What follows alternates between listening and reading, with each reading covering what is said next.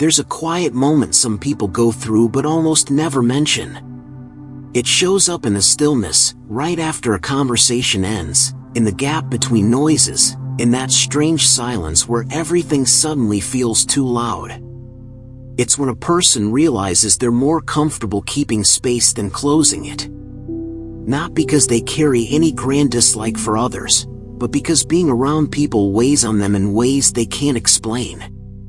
It exhausts them, scrambles their thoughts, or makes them unsure of who they're supposed to be. If you've ever hesitated before walking into a room buzzing with voices, if you've ever taken a detour just to avoid running into someone unexpectedly, or felt an odd tightening in your chest when asked a simple question, you already recognize this feeling. It isn't dislike. It isn't avoidance for the sake of drama. It's something more complicated, more subtle, something most people never confess. Some individuals don't hate people at all.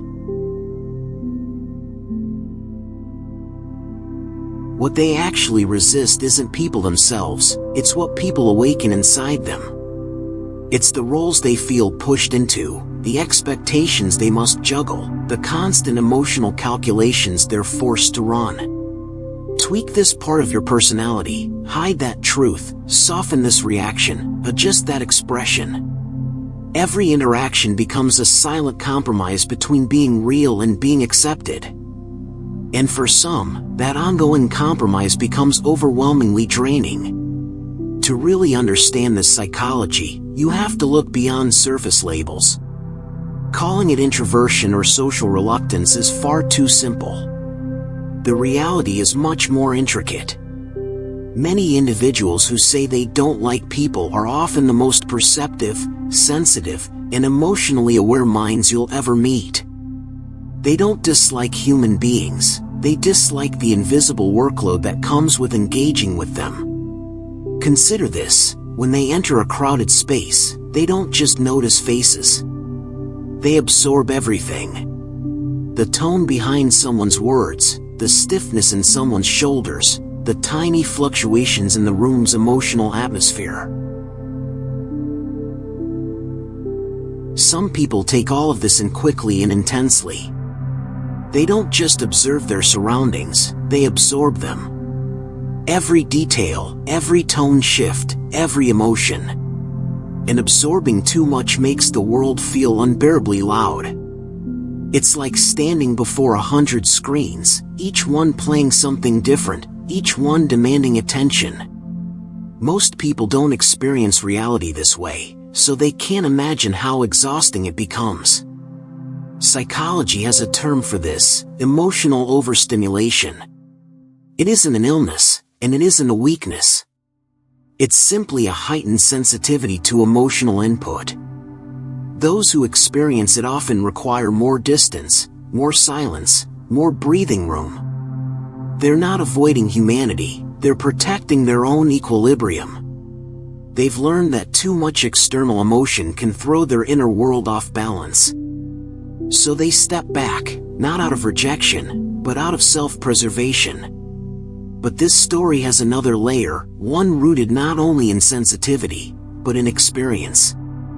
Some people grow distant because people, in their past, were sources of confusion or quiet disappointment.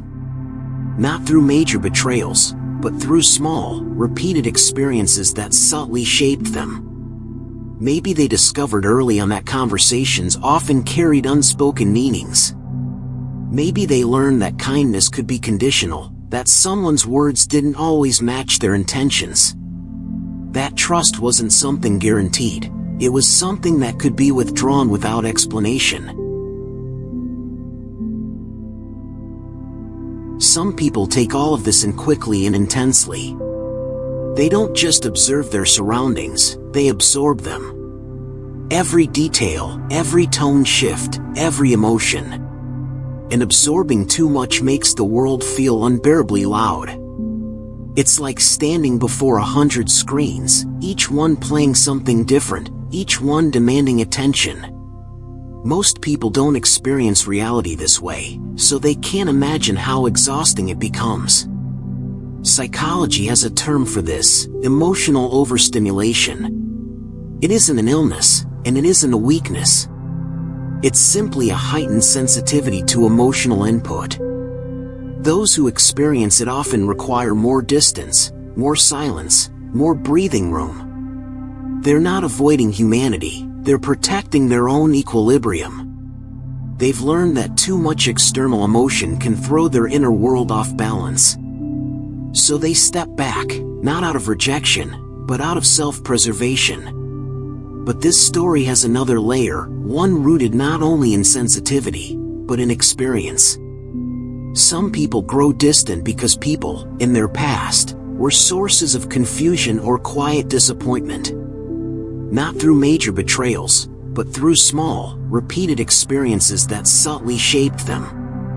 Maybe they discovered early on that conversations often carried unspoken meanings.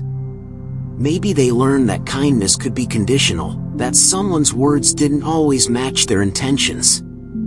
That trust wasn't something guaranteed, it was something that could be withdrawn without explanation. On the outside, they may seem distant, indifferent, maybe even cold.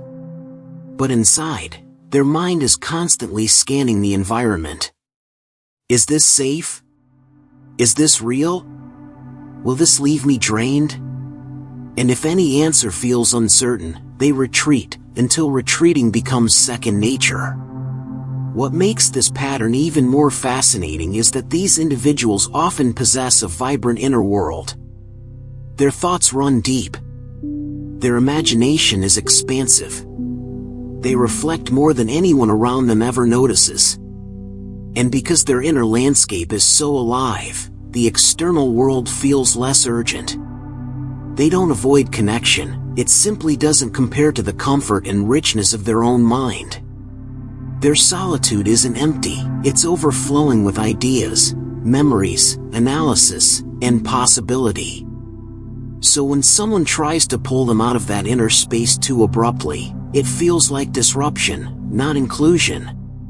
There's a quiet truth hidden in all of this. Solitude becomes a safe haven for those who have learned that being misunderstood hurts more than being alone. And for people who experience life with heightened perception, misunderstanding isn't rare, it's almost a given. Others mistake their silence for coldness. They interpret their calm as indifference. People often mistake their distance for rejection. They assume the quiet means they don't care. But in reality, these individuals are often the ones who care the most. They just show it in quieter, gentler ways. Their care is thoughtful, not loud. Present, but not performative. Here's an important truth about their psychology: they don't want to remain permanently removed from others. They want connection, just not the kind that leaves them emotionally drained. They want relationships where they don't have to constantly re-edit themselves. Where they can be fully authentic without managing every expression or reaction. They want people who understand that silence isn't awkwardness, it's comfort. They want presence that doesn't come with pressure. And deep within them is a quiet hope that someone will eventually look past their calm exterior and recognize the depth that lies beneath it. What they crave most is emotional freedom, the freedom to think, feel, and express themselves without performing. And because that kind of freedom is rare, they guard themselves until they find it. It's easy to assume that this tendency to dislike people, or more accurately, to avoid high-intensity interaction, comes only from negative experiences. But interestingly, the opposite is often true. Some individuals feel overwhelmed by people simply because of how they're wired. Their natural orientation is inward. Reflection gives them clarity in a way conversation does not. Quiet spaces refresh them. Solitude unlocks their creativity. For them, social interaction can feel like walking through a busy street, interesting, even enjoyable at moments, but not a place they want to stay for long. Another important psychological factor is something researchers call stimulation thresholds. Some people flourish in high-energy environments because their threshold for external input is high. Others reach their limit far sooner. Their mind fills up faster. Their internal space becomes crowded. Their emotions often feel crowded, as if too many signals are playing at once. They need silence the way others crave background music. They need stillness the way others seek constant motion. Asking them to socialize all the time is like asking someone to run a marathon every single day, possible, but draining in a way that slowly empties them. But beneath all this lies a deeper question. Why do some people sum up this feeling with the simple phrase, "I dislike people"? Why use such a wide, blunt statement for something so layered? Because for many, it's easier to blame the world than explain their own depth. It's easier to say people drain me than to admit I'm overwhelmed by how much I feel during every interaction. It's easier to say I prefer being alone than to confess I'm afraid of losing parts of myself when I try to connect. It's easier to say I dislike people than to reveal I don't feel safe expressing who I really am. Yet here's the quiet truth. Most people who claim to dislike others are actually deeply compassionate, not loudly, not in performative ways, but in a soft, private kind of way. They care intensely about fairness, sincerity, and respect. They notice details others brush past. They feel in high resolution. Their heart works overtime, even when their face stays calm. There's also a rare kind of self-awareness in them. They analyze their reactions, question their discomfort, and reflect on their fears and habits. They don't drift through life on autopilot. They see everything, including themselves, with uncomfortable clarity. They move through life with constant introspection, always questioning why they feel what they feel. And sometimes that level of awareness becomes heavy. They carry so much inside that they have little space left for what happens outside. But here's something people rarely notice. Many individuals who claim to dislike people actually love humanity on a larger scale. They admire human stories, human creativity, human resilience. They enjoy watching people from a distance, understanding behaviors, patterns, and the psychology that shapes who we become. What they struggle with isn't humanity itself, but the closeness. The emotional expectations, the unpredictable reactions, the energy required to maintain personal relationships. They love humans as an idea. They struggle with humans as a responsibility. This makes them incredibly selective. They don't form relationships lightly. They won't pretend to care when they don't. If they choose someone, a friend, a partner, anyone, it's because that person feels genuinely safe. That's why their circle is small, not out of dislike, but out of a deep respect for authenticity. Only a few people truly fit into their inner world. And here's the beautiful part. When they finally trust someone, they become remarkable listeners. Their quiet nature makes them observant. Their introspection makes them empathetic.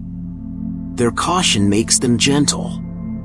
They might not connect with many, but with the few they let in, their connection runs deep. But before they reach that level of closeness, they move through life carrying an inner struggle almost no one sees. On one hand, they feel safer alone. On the other, they long for understanding. On one hand, they want to protect their peace. On the other, they wish they could experience closeness without feeling drained. They walk a psychological tightrope, balancing solitude and connection, constantly trying not to fall too deeply into either side. And somewhere beneath all the layers, they quietly hope for something, or someone, that shifts the way they see closeness altogether. A moment, a conversation, a presence that feels light instead of heavy. Safe instead of demanding. Natural instead of exhausting. Because the truth is simple, not everyone drains. Some people recharge. Not everyone overwhelms. Some people bring calm. Not everyone confuses. Some people bring rare, grounding clarity. Until they find those people, they hold on to a quiet emotional truth. Disliking people was never about people. It was about protection. It was about energy. It was about knowing their own limits and guarding the most fragile parts of themselves. If anyone could see what happens inside their mind, they would discover something unexpected. These individuals don't distance themselves because they feel nothing. They distance themselves because they feel everything. And eventually, everyone who lives this way reaches a moment of self-reflection. A moment when they ask themselves whether their distance is a preference, or a shield. A natural inclination, or a pattern they built to survive. This moment usually comes late at night, when the world is finally quiet enough for truth to rise without interruption. It's the moment when they ask themselves why being alone feels so natural while being surrounded feels so exhausting, why small talk feels like work, why interaction feels like expectation, why conversations that others enjoy feel like emotional puzzles they must solve. For many, the answer lies in the stories they rarely tell. Everyone carries a private archive of experiences that quietly shapes their relationship with connection. Some learned early that opening up meant being misunderstood. Others learned that expressing their needs meant being dismissed. Some were criticized for simply being themselves. Others were punished for their honesty. And while none of these moments may seem catastrophic on their own, together they leave a mark, subtle but deep, like water carving its way through stone over years. Eventually, without consciously deciding it, they begin to associate people not with warmth, but with caution. But discomfort alone doesn't explain the whole psychology. There is another layer, something quieter, something rooted in temperament rather than trauma. Some people simply require a different kind of social nourishment than the world tends to offer. They don't thrive in crowds, noise, or constantly shifting emotional environments. They aren't energized by casual interactions. They don't feel at home in conversations that skim the surface. They crave depth, not volume. Authenticity, not performance. Spaces where they don't have to negotiate their identity. People with whom their inner world doesn't need translation. And because those spaces, and those people, are rare, solitude becomes less of an escape and more of a home. Not out of bitterness, but out of psychological necessity. It's like someone with a unique dietary need. They can't eat what everyone else eats, not because they dislike food, but because most food simply doesn't sit well with them. They aren't rejecting the world. They're protecting their system. For people like this, the soul works the same way. Some people don't avoid others because they're cold or uncaring. They avoid them because certain interactions simply don't feel good. Some conversations drain them. Some dynamics tighten something inside their chest. Some situations pull them into roles that feel uncomfortable or false. So they retreat, not out of bitterness, but the way someone avoids food that makes them feel sick. What most people misunderstand is the depth of their inner world. Their thoughts don't just come and go, they echo. Their emotions don't just appear, they get examined from every angle. Their mind is constantly reading, noticing, interpreting. They see the disappointment in someone's eyes, the quick shift in tone, the hesitation someone tries to hide. They catch details other people overlook without even trying. And while this sensitivity gives them remarkable insight, it also weighs on them. life feels heavier when nothing goes unnoticed. This is where something psychologists call anticipatory regulation comes in. It's the tendency to adjust yourself before anything even happens. These individuals imagine possible reactions, misunderstandings, emotional risks, the weight of expectations. They mentally rehearse conversations, picture every version of how things could unfold, and analyze how they should respond. By the time the actual interaction begins, they've already spent more energy preparing than most people spend participating. No wonder socializing feels exhausting. But here's the part almost no one sees: they crave ease. They crave relationships where they don't have to script their emotions first. They crave people who don't require constant explanation. They crave interactions where silence is allowed to breathe. They don't want permanent isolation, they simply want closeness that doesn't overwhelm them. And in the absence of that, they've built a quiet strength. They've learned to be their own comfort, their own stability, their own witness. Their inner world becomes a sanctuary, and because that sanctuary is so carefully built, any connection that enters it must be genuine enough to earn its place. The irony is that they rarely dislike individuals themselves. What they dislike is the emotional environment people often create, the noise, the pressure, the roles, the expectations. It's not humanity they avoid. It's the weight that comes with interacting with it. They don't dislike people, they dislike chaos. They dislike emotional inconsistency. They dislike unpredictability in situations where they must constantly decode hidden meanings. They dislike the version of themselves they're pushed into becoming around others. And because of this, they connect best with those who ask nothing of them. People who don't take silence as an insult. People who don't misread distance as disinterest. People who offer presence without pressure. With them, something shifts. They soften. They open. Their humor comes alive. Their depth becomes visible. The right people don't drain them, they make them feel recognizable. But reaching that kind of connection requires something they rarely give themselves: patience. Patience with their discomfort. Patience with the slow unfolding of trust. They've relied on themselves for so long that they forget connection is supposed to grow gradually.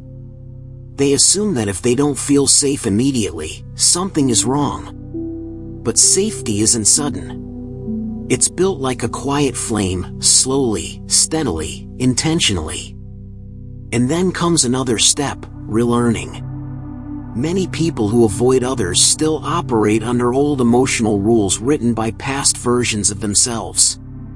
Maybe they stayed quiet because honesty once caused conflict. Maybe they withdrew because vulnerability was mocked. Maybe they hid their personality because someone dismissed it.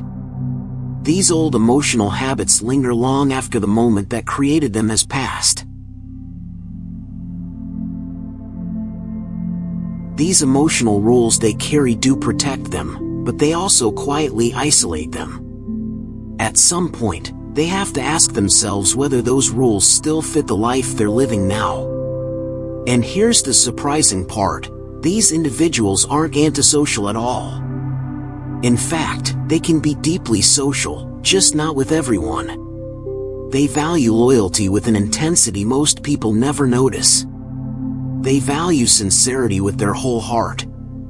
They value emotional safety more than anything. And when they find those things, they become some of the most loyal, generous, and quietly devoted people you will ever meet. Until then, they live in a kind of emotional in-between space. They don't seek chaos, or crowds, or surface-level relationships. They move through life carefully, choosing who gets access to their inner world, not out of arrogance, but because they know the emotional cost of letting someone in. There's something almost poetic about people like this. Their emotions run deep.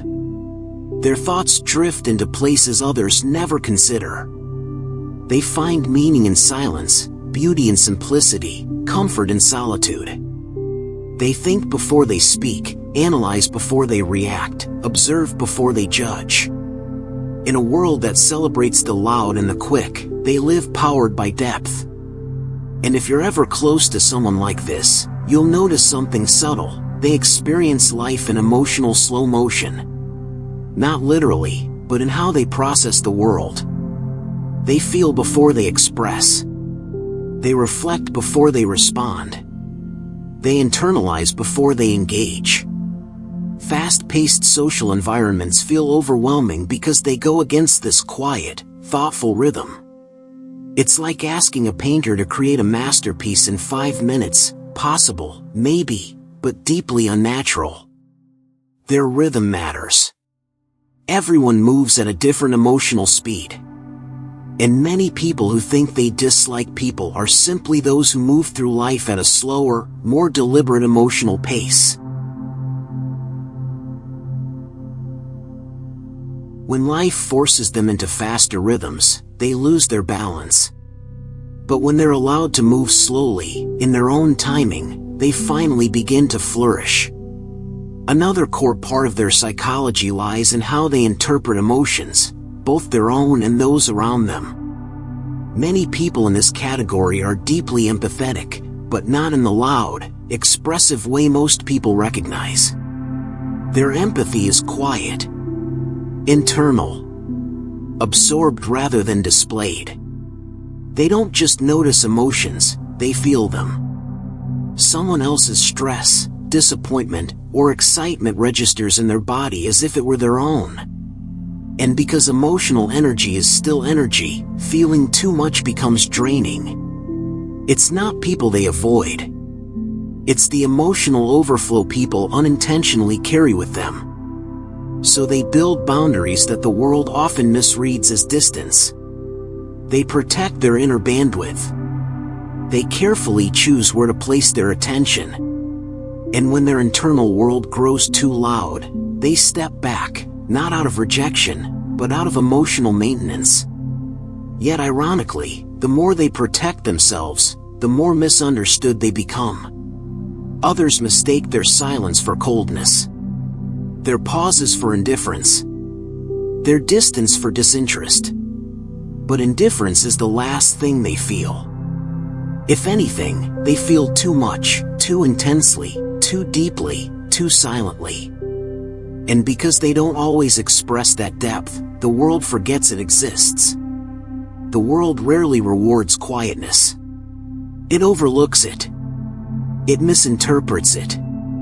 It labels it as emptiness when, in reality, quiet people are overflowing. Their silence isn't a lack of thought, it's a lack of noise. Their distance isn't rejection, it's self-preservation. And beneath all of this, there remains a quiet, unspoken hope. A hope that one day they won't have to guard their energy so fiercely. A hope that they will find people who bring peace instead of pressure. People who understand their pace, their depth, their inner world, without demanding more than they can give. There is a quiet hope inside them. A hope that connection will one day feel like warmth instead of obligation. A hope that the right person will understand that their silence is trust, not distance. That their pauses are protection, not disinterest. That their solitude is healing, not rejection. People who think they dislike people don't want to spend their lives behind emotional walls. They want someone who knocks softly. Someone who doesn't demand entry. Someone patient enough to let the wall lower on its own. Someone who understands their heart moves slowly because it is careful, not closed. And when the right connection finally arrives, something begins to shift. The world feels a little less loud. Conversations feel a little less draining. The emotional weight they carry becomes lighter. They laugh more easily, speak more honestly, share more openly. Their inner world, once guarded, becomes a space they allow someone else to see. That is the true psychology behind people who claim they dislike people. It is not a rejection of humanity. It is a longing for the right humanity. It is not emotional coldness, but emotional precision. Not avoidance, but protection. Not fear, but hope, quiet, steady, persistent hope. It isn't emotional coldness, it's emotional sensitivity. It isn't aloofness, it's self-preservation. It isn't judgment, it's discernment. And perhaps if the world understood this, fewer people would feel pressured to hide behind distance. They wouldn't be mislabeled as antisocial, unfriendly, or detached. They would be recognized for what they truly are. Thoughtful, perceptive, deeply sensitive individuals moving through a world that often feels too loud, too fast, too careless for their inner rhythm. Because beneath everything, even the most distant soul carries a simple longing. To be understood without having to over-explain. To be accepted without performing. To be cared for without draining themselves. To feel close to others without losing who they are. And when that longing is finally met, when someone proves that connection can be soft, gentle, and safe, something beautiful shifts inside them. They realize they never disliked people at all. They simply needed the right people.